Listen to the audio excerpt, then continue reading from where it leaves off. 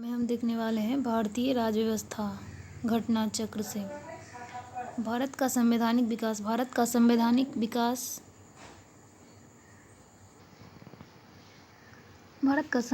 विकास east India company के शासन हेतु पारित ब्रिटिश संसदीय अधिनियम 1773 से 1853 और ब्रिटिश ताज के शासनाधीन पारित अधिनियम 1858 से 1947 तक।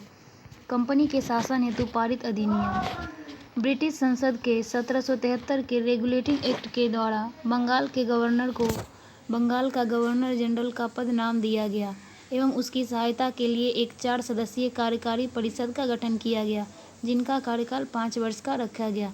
इस एक्ट के अनुसार वारेन हेस्टिंग बंगाल का प्रथम गवर्नर जनरल बना तथा फ्रांसिस क्लेवेलैंड मॉनसन और वार्डवेल काउंसिल के सदस्य नियुक्त हुए।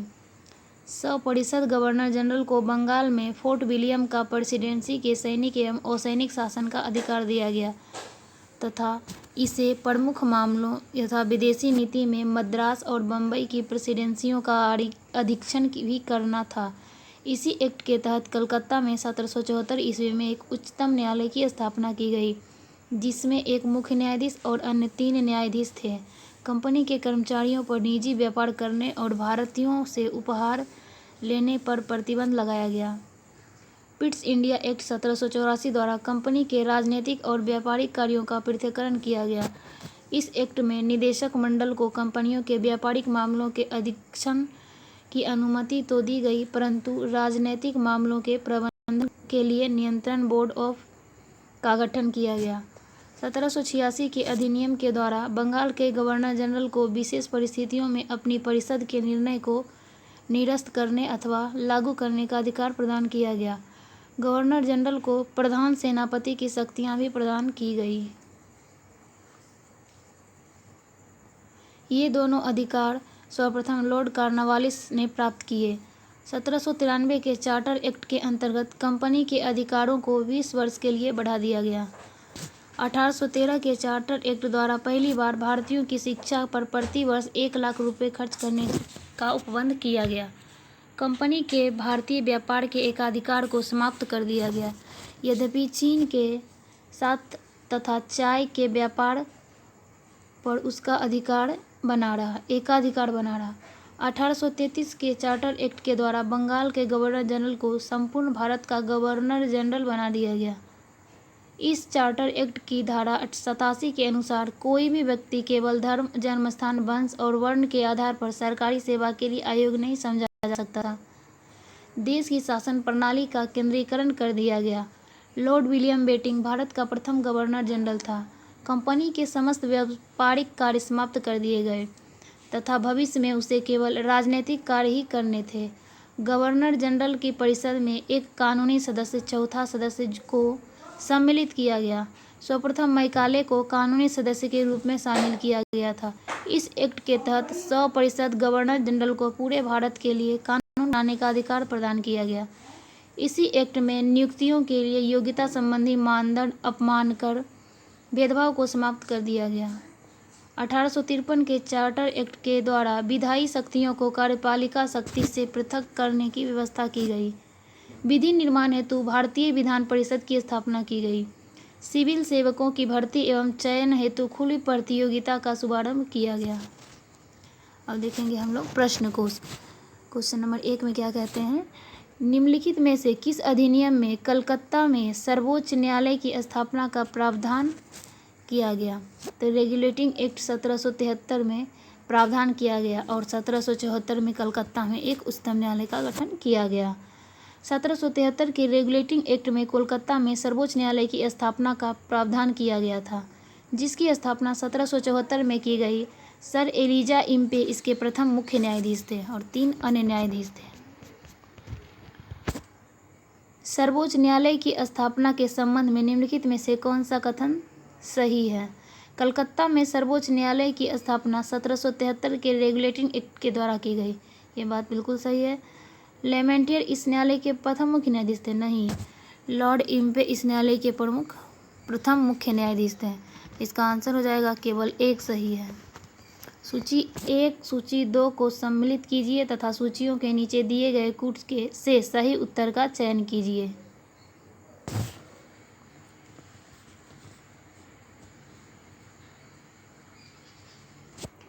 नियंत्रण परिषद की स्थापना पिट्स का भारतीय अधिनियम 1784 के द्वारा किया गया। सर्वोच्च न्यायालय की स्थापना नियामक अधिनियम 1773 के द्वारा किया गया। इंग्लिश मिशनरी को भारत में कार्य करने की अनुमति चार्टर अधिनियम 1813 के द्वारा दिया गया। गवर्नर जनरल की परिषद में कानूनी सदस्य की नियुक्ति चार्टर अधिनियम 1833 के द्वारा किया गया। तो इसका आंसर हो जाएगा बी। नियामक अधिनियम 1773 सर्वोच्च न्यायालय की स्थापना पिट्स का भारतीय अधिनियम 1784 नियंत्रण परिषद की स्थापना चार्टर अधिनियम 1813 इंग्लिश मिशनरियों को भारत में कार्य करने की अनुमति तथा चार्टर अधिनियम 1833 में गवर्नर जनरल की परिषद में कानूनी सदस्य की नियुक्ति से संबंधित है। अब हम देखने वाले हैं क्वेश्चन नंबर 4। निम्नलिखित में से किसने भारत में अंग्रेजी शिक्षा की नींव पड़ी? अंग्रेजी शिक्षा की नींव 1813 का चार्टर एक्ट के द्वारा,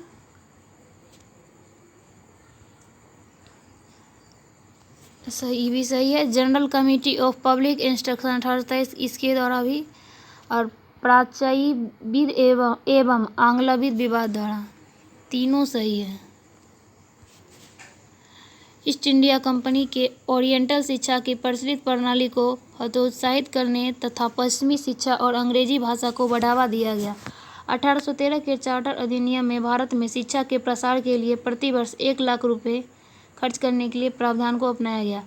1823 में general committee of public instruction का गठन किया गया, जिसकी जिम्मेदारी शिक्षा के लिए 1 लाख रुपये देने की थी। समिति में 10 यूरोपीय सदस्य शामिल थे, जिसके अध्यक्ष लॉर्ड मैकाले थे।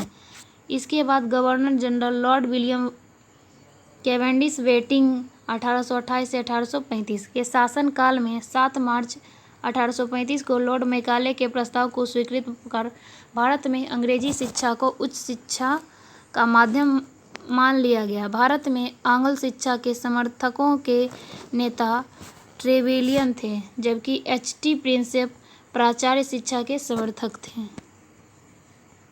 किस अधिनियम के द्वारा ब्रिटिश संसद ने चाय और चीन के साथ व्यापार को छोड़कर ईस्ट इंडिया कंपनी के भारत के साथ व्यापारिक एकाधिकार को समाप्त कर दिया गया? 1813 का चार्टर अधिनियम के द्वारा। 1813 के चार्टर अधिनियम के माध्यम से ब्रिटिश संसद ने चाय और चीन के साथ व्यापार को छोड़कर ईस्ट इंडिया कंपनी के भारत के साथ व्यापारिक एकाधिकार को समाप्त कर दिया गया, जबकि 1833 के चार्टर अधिनियम द्वारा कंपनी के समस्त व्यापारिक कार्य समाप्त कर दिए गए तथा भविष्य में कंपनी को केवल राजनीतिक कार्य के लिए ही कार्य ही करने थे। Question number 6। चार्टर एक्ट 1813 के संबंध में निम्नलिखित कथनों पर विचार कीजिए। इसने भारत में ईस्ट इंडिया कंपनी के व्यापार एकाधिपत्य को चाय का व्यापार तथा चीन के साथ व्यापार को छोड़कर समाप्त कर दिया गया। ये सही है। 1 नंबर स्टेटमेंट सही है। इसने कंपनी द्वारा अधिकार में लिए गए भारतीय राज्य क्षेत्रों पर ब्रिटिश राज की संप्रभुता को सुदृढ़ कर दिया। ये भी सही है। भारत का राजस्व अब ब्रिटिश संसद के नियंत्रण में आ गया। ये गलत, इसका ए हो जाएगा। चार्टर एक्ट 1813 द्वारा ब्रिटिश ईस्ट इंडिया कंपनी का व्यावसायिक एकाधिकार चीन और चाय के व्यापार पर एकाधिकार बना रहा और बाद बाकी सब पर समाप्त कर दिएगा। साथ ही इस एक्ट के माध्यम से कंपनी द्वारा अधिकृत भारतीय राज्य क्षेत्रों पर ब्रिटिश काउंट की संप्रभुता को सुदृढ़ भी किया गया। इस एक्ट के से हालांकि कंपनी को आगे 20 वर्षों के लिए इन क्षेत्रों का अधिकार और राजस्व सौंपा गया था, तथापि यह ब्रिटिश क्राउन की संप्रभुता के प्रतिकूल नहीं होना था।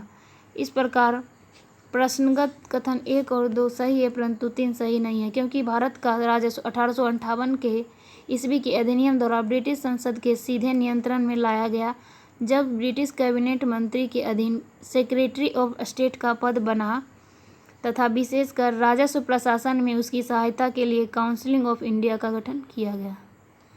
क्वेश्चन नंबर 7 कहता है, किस अधिनियम ने भारतवासियों को अपने देश में प्रशासन में कुछ हिस्सा लेना संभव बनाया?